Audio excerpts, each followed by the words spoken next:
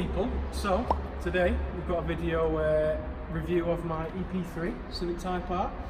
This is the 2005 model in beautiful cosmic grey, best colour you can possibly get for a car, if I don't say so myself. So, to start with, we're talking about running costs with this thing. Obviously it's a 2 litre dual overhead cam VTEC engine.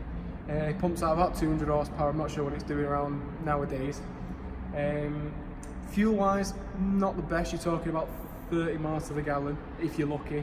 With urban driving, anything outside the town, you're talking 35 on the motorway. But one thing that you do need to keep on top of with these things is oil level. Straight away, every week, excuse me, every other week at least, you need to be checking the oil level. It can't go below the minimum. If it goes below the minimum, you start going up to VTEC, Squire, then you're talking damage. You're going to end up knocking out the bottom end. The bottom end starts going, then your engine's knackered, you have to buy a new engine. This one's on 90,000 miles, just under, so it's a relatively low mileage example of the car. But even mileage wise, you're not too fussed as long as you've got service history and it's been maintained regularly, and you've got service history. Then if anything up to 150,000 miles, I won't worry about, and you can usually get a decent deal. Price to buy, I got this at a smidgen under £4 I think I got a bit fisted with it, to be honest, because you can get ones that are around the same mileage from private sellers for about three and a bit. I bought mine from a dealer, full service history, so I'm pretty sure, peace of mind, it should be fine. But around the 100k mark, you're going to want to start listening for the timing chain, which is a bit of a rattle. Once the timing chain goes, you're talking about 800 quid to get that repaired from a Honda dealer. And then maintenance wise, that's pretty much it. Obviously you have to check the valve clearances. Ghosts. The lights are going out. Yeah, valve clearances, which is about 75k, and apart from that, that is it. Check the drop links in the suspension.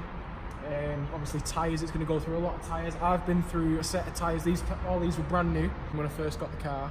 I'm now on another set of proxies on the front, T1Rs, which are ditch finders, don't get them. And that's cost, I've had the car about 8 months, so it's gone through a set of fronts in 8 months. Common faults, obviously you've got the oil level, make sure the oil level's top. Any knocks from the front end, that's quite a common thing, and this car does have a few knocks on the front end. I think it's the lower ball joints. But again, when you're buying the car, take it to a mechanic, get a mechanic to come with you and just check it over and make sure everything's in good working order. Rattles inside the cabin, come on mate, it's an old car. 2006 at push is the latest one they made, so at best it's a 13-year-old car now, and it's all made of plastic. It's all plastic, it's all shitty materials because it's supposed to be light, so if there are rattles, you're better off just getting another car, get a Golf GTI, something if you're that bothered about stuff like that. When you go and view the car, do make sure it's not warmed up already. Make sure the engine might end up getting a bit cold at first. Check the brakes, put your hands next to the wheels, check the brakes, see if they're warm, and if anyone's driven it beforehand or they just warmed it up to try and mask either an idle problem or a start-up issue. Because sometimes these cars can seek a bit if the throttle position sensor's knackered, or if it's not been started in a while, it does seek a bit, so you have to take it out for a good thrashing before it sorts itself out. Try and get a car that's original as possible. I'm modifying mine, but you are better off getting a non-modified one, just because then it's at least been looked after if it's been kept in original condition. Chest is gone. Yeah, so as a daily driver, it's atrocious. It rattles, it knocks, it's clunky, it's flying all over the place, a bit like my haircut. As soon as you go over any bumps, it's juddering, because the suspension is quite stiff to start with. Let me sort the lights out again. Come on, don't dim. Yeah, so the suspension's quite stiff to start with.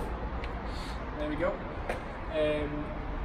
You can either get some softer coilovers, in which case don't buy a Type R, again buy a Mark 5 GTI, or you can deal with it and suck it up.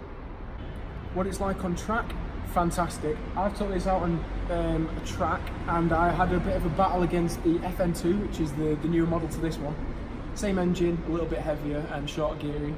I was about 2 seconds quicker than him. Obviously, that I don't know whether that speaks volumes about the car, but it is capable. It's a very, very capable car.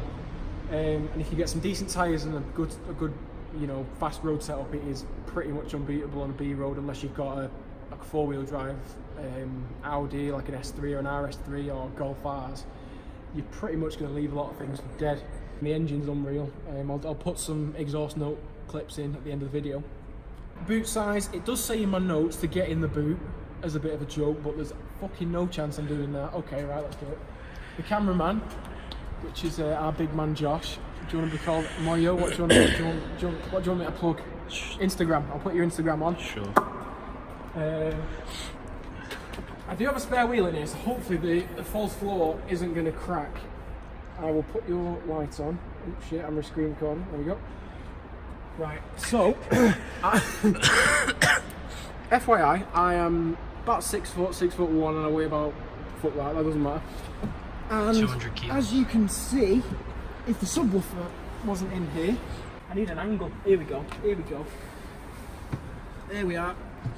If the sub wasn't here, right, I'm basically in. Almost. Apart from my feet. Chop my feet off. That'll do. Chop my feet off, and I'm in the car. So it's got a reasonable boot space. Obviously, it's got enough to fit a speaker, a subwoofer. You can fit a double if you want in there for those banging tunes. Definitely recommend it because the stereos in here are atrocious as standard. They are shite. So first mod, before you even think about doing anything performance-wise, get a sub and get some decent speakers straight away, because otherwise you're going to struggle living with it. So yeah, you can fit a dead body in there if you're a murderer, because obviously you are, because you drive a Type R. So if you're a murderer, get a Type R, because you'll be able to fit a dead body in the boot. So now we're going on to the good bit, the performance. I've fitted, this is only a catback exhaust, I've fitted a DC Sports catback. Obviously it's running no baffle at the minute. It's got a resonator in there. Yeah, it's got a res, so you're alright. It's fairly basic, not too loud and not too tinny, but it sounds quite nice. I'll do a couple of limiter bounces. You can't get it all the way up at standstill. It only goes to about 6k, but just for reference, and then I'll do some up and downs.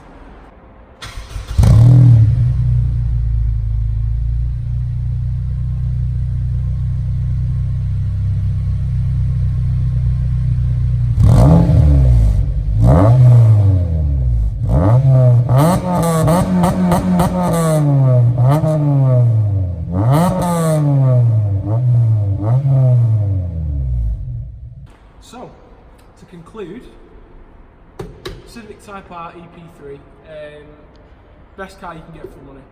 Best soundtrack, it screams 8,250 RPM by the time the rev limiter bangs in. Amazing handling, it only weighs about 1,200 kilos, obviously it's front wheel drive. And yeah, it's just the fastest car you can get for the money. Yeah, you can get a Renault Clio 182 for this similar money, maybe a lot less usually. And it will be pretty much the same speed around the track, but you're going to spend so much time in the garage getting the engine fixed and getting bits and bobs done to it. It's going to cost you so much more money in the long run than this thing would do.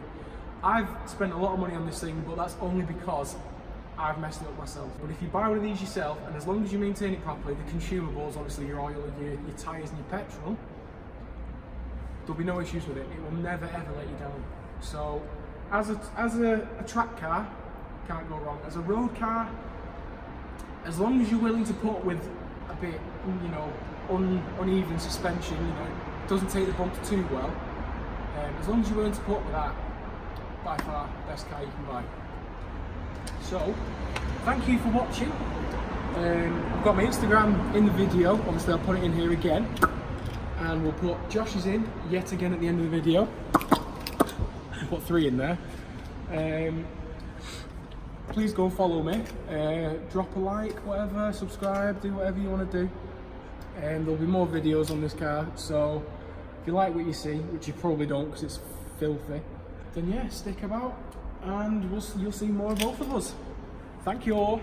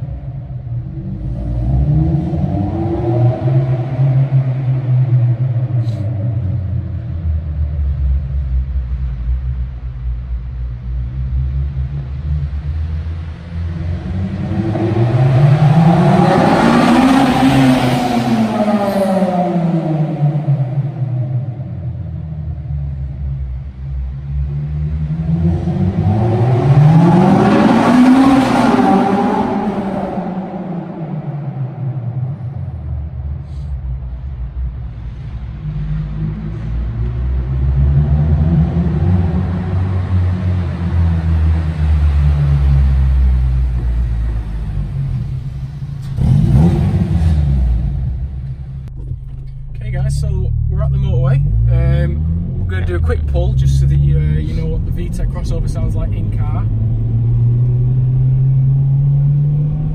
Full throttle.